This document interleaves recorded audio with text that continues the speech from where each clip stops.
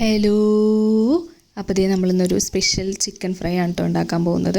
ഭയങ്കര ഈസി ആയിട്ട് ഏറ്റവും കുറച്ച് സാധനങ്ങൾ വെച്ചിട്ടുണ്ടാക്കാൻ പറ്റുന്ന ഒരു ചിക്കൻ ഫ്രൈ ആണ് നമ്മളിന്ന് ഉണ്ടാക്കുന്നത്.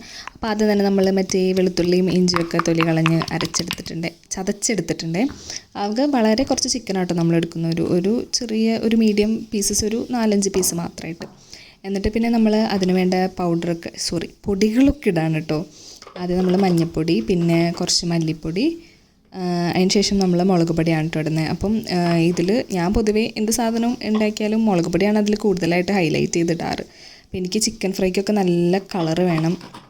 അതുകൊണ്ട് ഞാൻ അതിൻ്റെ കൂടെ കുറച്ച് കാശ്മീരി ചില്ലി പൗഡറും കൂടെ ആഡ് ചെയ്യുന്നുണ്ട് കേട്ടോ. പിന്നെ നമ്മൾ ആവശ്യത്തിന് ഉപ്പിടുക. ഇതിനൊന്നും പ്രത്യേകിച്ച് കണക്കൊന്നുമില്ല, ഇതൊക്കെ വെച്ചിട്ട് അങ്ങനെ ഇടാം. പിന്നെ നമ്മൾ ചതച്ചത് ഇഞ്ചി വെളുത്തുള്ളി പേസ്റ്റും കുറച്ച് വെളിച്ചെണ്ണയും കൂടി വെച്ച് മിക്സ് ചെയ്യുക. എന്നിട്ട് പിന്നെ കുറച്ച് ക്രിസ്പിനെസ്സിന് വേണ്ടിയിട്ട് നമുക്ക് കുറച്ച് കോൺഫ്ലവറും കൂടെ ആഡ് ചെയ്ത് കൊടുക്കാം കേട്ടോ.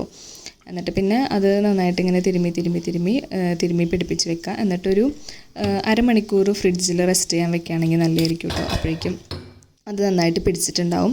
അതിനുശേഷം നമ്മൾ ഒരു അരമണിക്കൂറൊക്കെ കഴിഞ്ഞിട്ട് അത് ഫ്രിഡ്ജിൽ നിന്ന് എടുത്തിട്ട് നല്ല തിളച്ച എണ്ണയിലേക്ക് ഒരു കറിവേപ്പിലേക്ക് ഇട്ട് ആ പീസസൊക്കെ വെച്ച് സാധാ പോലെ നമ്മൾ വറുത്തെടുക്കാൻ. നോൺ സ്റ്റിക്കിൻ്റെ പാനാണെങ്കിൽ നമുക്ക് അധികം വെളിച്ചെണ്ണ വേണ്ട കേട്ടോ. ഞാൻ ഏറ്റവും കുറച്ച് വെളിച്ചെണ്ണ യൂസ് ചെയ്ത് അത് വറുത്തെടുത്തേക്കുന്നത്. എന്നിട്ട് പിന്നെ അത് പാകാകുമ്പോൾ തിരിച്ചു മറിച്ചൊക്കെ ഇട്ട് കൊടുക്കുക. ഞാനൊരു പ്രസൻറ്റേഷൻ്റെ ഭംഗിക്ക് വേണ്ടി കുറച്ച് വാഴയിലൊക്കെ വെട്ടിക്കൊണ്ട് വന്നിട്ടുണ്ട്. അപ്പോൾ എല്ലാവരും ട്രൈ ചെയ്ത് നോക്കുക. അപ്പോൾ ശരി, പിന്നെ കാണാം.